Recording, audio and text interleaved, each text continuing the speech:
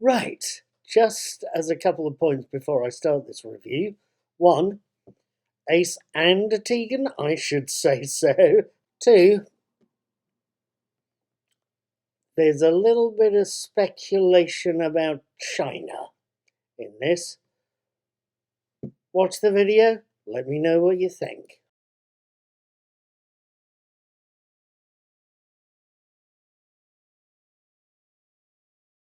Right then, hello, good evening, good morning, good afternoon, welcome one and all, welcome aboard wherever you are. My name is Paul, I do the daily teasers. There are brain teaser quiz, you'll see them floating about on my blog, Knickknacks Old Peculiar, and here on my YouTube channel, Mr. Cuddy2977.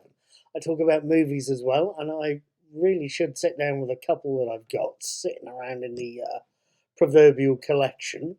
I also talk about TV shows I've watched. I've been watching Star Trek Discovery's full series. I've also seen the classic Doctor Who series Galaxy 4 as well. And you can find the teasers and my movie reviews and a few more bits and bobs about TV tucked away in the little eye in the corner there.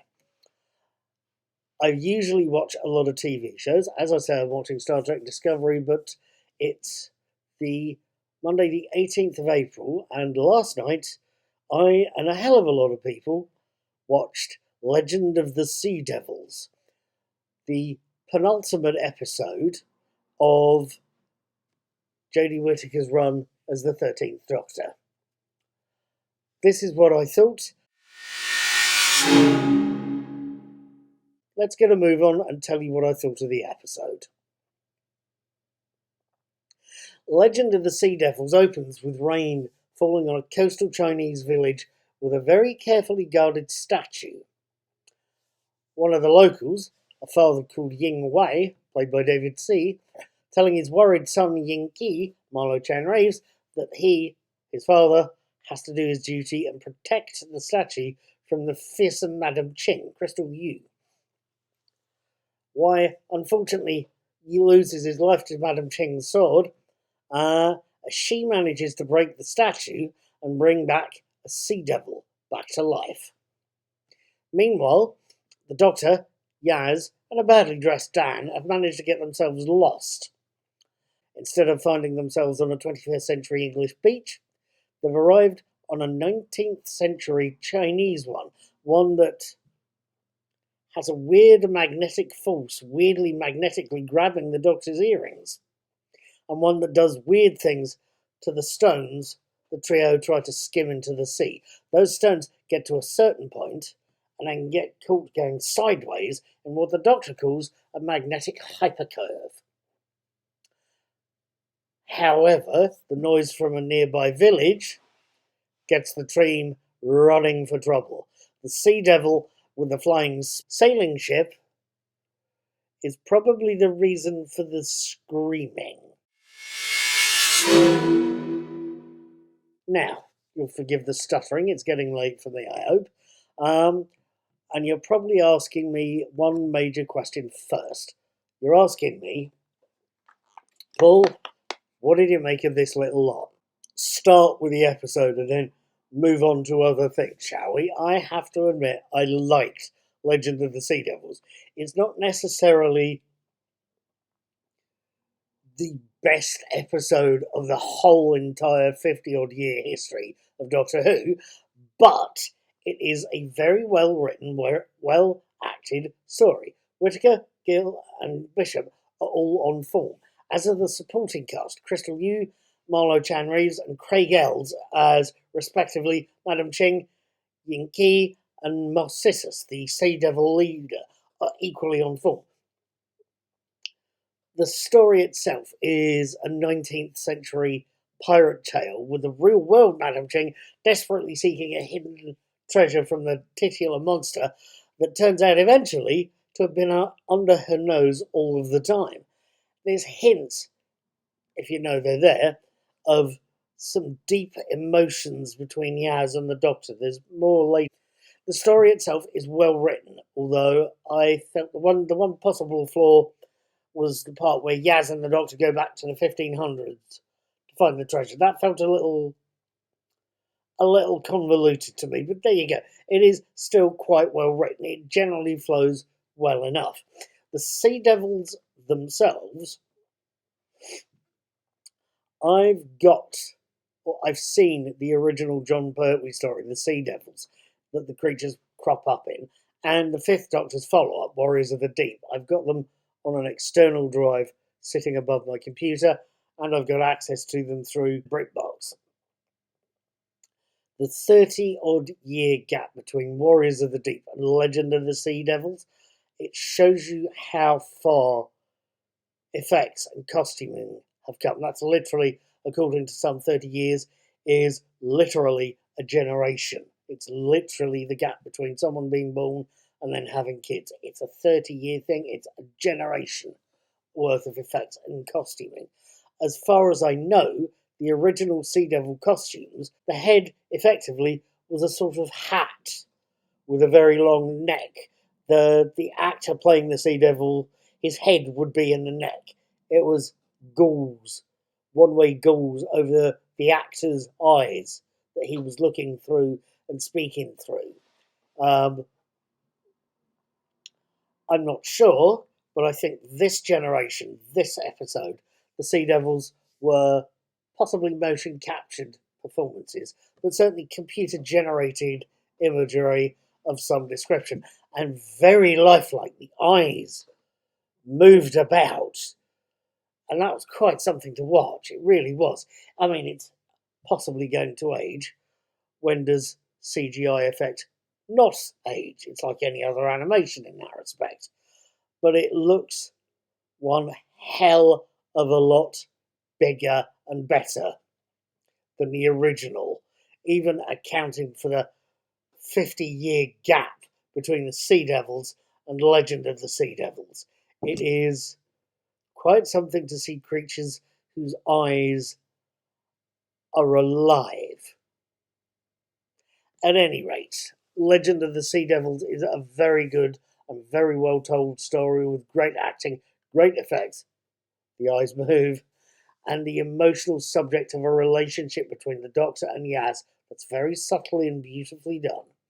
I've given it 3 stars on my usual 4-star rating if you're interested. As a final point, and as I think I've already said, yes, I saw the Coming Soon trailer at the end of this episode. The one that tells us that the next episode will see the Doctor regenerating during what will be Jodie Whittaker's last outing as the 13th Doctor. It will be a shame to see her go. Her performance has got better over time, in the same way that Chibnall's writing and production, I feel, has improved and got slightly less political. I think people were offended by it, and the show's possibly lost fans as a result. But his writing has improved, and if you've missed that, you've missed quite something, I think. Either way, I think we owe Jodie Whittaker best wishes in the next stages of her career, and for the birth of her second child that her and her husband are expecting. I hope it goes well for them. But there are still other things to be said, I think. Fielding and Aldred returning as Tegan and Ace, 2 of the more forceful characters of the 80s. Having seen both actors in action in the Behind the Sofa documentaries, and having, to be honest with you, having had a bit of a crush on Sophie Aldred, I can only reiterate, she looks good in her tux, that woman. Never mind. I can only reiterate what I've said at the start. I am looking forward to this episode, if only for their performances, if nothing else. There's other things we can possibly speculate on. I noticed this episode has a certain amount of very subtly done romantic interplay between Yaz and the Doctor. Very subtly done, I should stress. But no actual kissing. There are some in the UK who would object to that, quite possibly, however restrained that scene might be. Especially when you consider the backlash the Christopher Chibnall era got in its early, far more progressive, far more left-wing first season. So I think there will be objections if that had featured in this episode. There's something else as well, I think, that ties into that. I can remember back when Theresa May was Prime Minister, she headed out onto a big diplomatic trade trip to China, and mentioned how Chinese TV companies had bought Doctor Who. I'm not sure how long that contract was for, nor when it was initially signed, but I think it ran for 5 years, 5 seasons worth, and believe the deal may well be up for renegotiation around now. Don't quote me, my memory's not what it was, but I think the timing is about right. So, what's my point? I hear you ask. What are you saying here, Paul? What I think is Christopher Chibnall and his production crew may well want to have a lesbian romance in the show, partly because they see it as a good thing or as the right thing to do, and partly as a nod to showrunner Russell T Davies, who managed, when he revived the show back in 2005, to introduce, admittedly, a heterosexual relationship or romance into the series, and it went very well. It got the show a huge amount of fans, I think. So I think Chibnall's put that in partly to see if Russell T Davies can pick that up and do something with it. But no kissing, specifically no lesbian kissing, that could offend very specifically the crucial and well-off Chinese market in the midst of an episode that seems designed to catch the Chinese audience or to keep them interested in the show. Keeping hints of a gay romance to a minimum to keep Chinese censors happy is going to offend those of us who value freedom of speech and who value LGBTQI rights. But to those of us who value freedom of speech and gay rights, will find this offensive, as they probably found Warner Brothers' decision to edit the most recent Fantastic Beasts movie on its Chinese release. That's going to offend people. But this similar decision from the BBC, or this decision from the BBC, if that's what it is, it seems par for the course, and it seems to me a very pragmatic decision. It seems, as we pretty much know, the BBC is like all of us, is like every company and every person to an extent on the planet. It and we need money. So not offending a customer, however distasteful we may find the needed edit, seems unfortunately sensible. Contentious but sensible. You can argue it all night, I suspect. There's less contentious points, I think, at least for fans. Less contentious but more important points to fans. We don't know when this next episode will air, nor what it's going to be called. Beyond the fact Tegan and Ace are in it, of course. I think it's going to air in October, the month of the BBC centenary. And we also still don't know, as of 18th of April 2022, we still don't know who's been cast as the 14th Doctor. I personally believe we're going to find out in one of 3 different ways. 1, before Jodie's last episode is broadcast. Or 2, right at the end of Jodie's last episode, when 13 regenerates into 14. I think that's when we may find out. Or we may find out at the start of the next Russell T Davies-led episode, after Jodie Whittaker's last scene fades to black with her regeneration unfinished. That's 3 times we may find out who Doctor Who number 14 is.